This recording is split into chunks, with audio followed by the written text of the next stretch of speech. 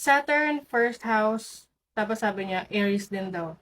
So, you're an Aries rising. So, your insecurities is yourself.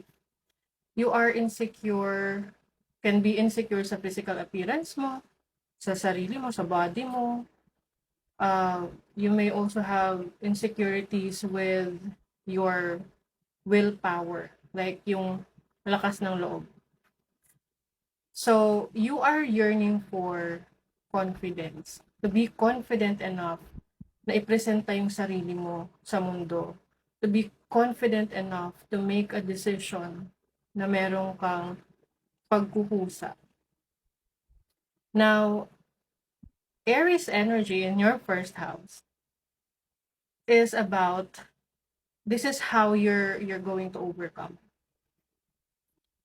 Kailangan mo mag-take action. Kailangan mo ng accountability.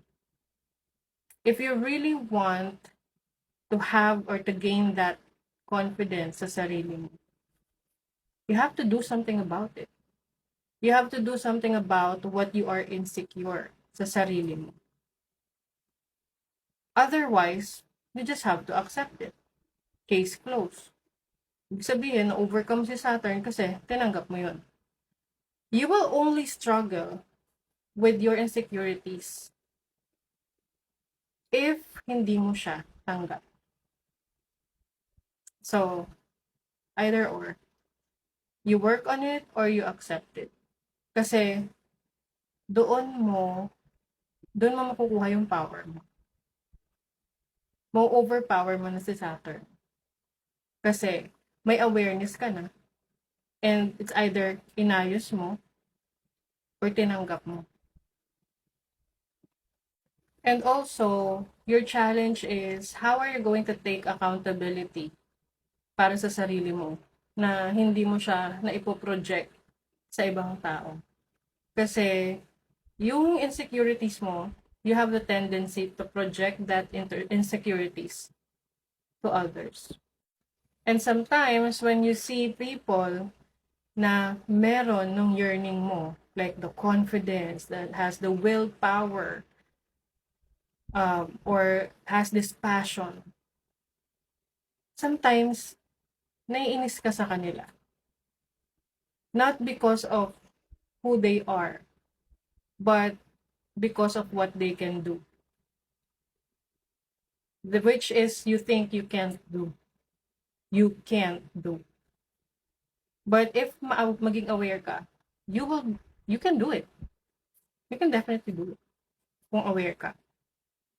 Kaya kung mapapansin nyo, yung mga taong in-embrace na nila yung kung sino talaga sila, kahit meron silang flaws, may lacking, may kulang sa kanila sa paningin ng iba, na sila mismo tumanggap sa sarili nila.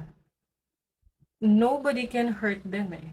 Nobody can make them feel bad about themselves. Kasi tanggap na nila yon sa sarili nila. For example, merong a person who has a defect, like a physical defect, or anything about yourself, your body, your physical appearance that you don't like. Okay? So, kung hindi mo yan tanggap sa sarili mo, then you have to work on it. Let's say, for example, insecure ka sa ilong mo. Ano yung dapat mong gawin? Maglakas loob ka na ipaayos yung ilong mo. Alam mo yon, na that desire, that willpower to, make that change in your physical appearance. So yung iba, 'di ba, bumabalik yung tiwala nila sa sarili nila. Kasi nga naipaayos nila yung insecurities nila sa sarili nila, especially sa physical self nila. Whatever you are insecure about yourself. Kasi first house yan eh.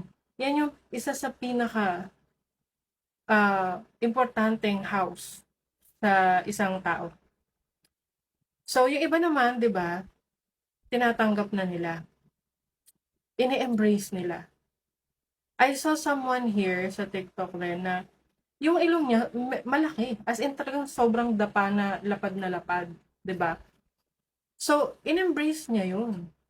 Like, sometimes or most of the time siya pa nga yung unang nanlalait sa sarili niya, eh. Pero yun yung naging power niya. Kasi nobody can hurt that person dahil sa ilong niya. Kasi tanggap niya, eh. 'Di ba? Hindi na niya kahit sino pang taong mag-project sa kanya nung kahinaan niya or kakulangan niya or yung insecurities niya, hindi na siya mahihiya do'n, hindi na siya masasaktan kasi tanggap niya. So, that's how you deal with your suffering.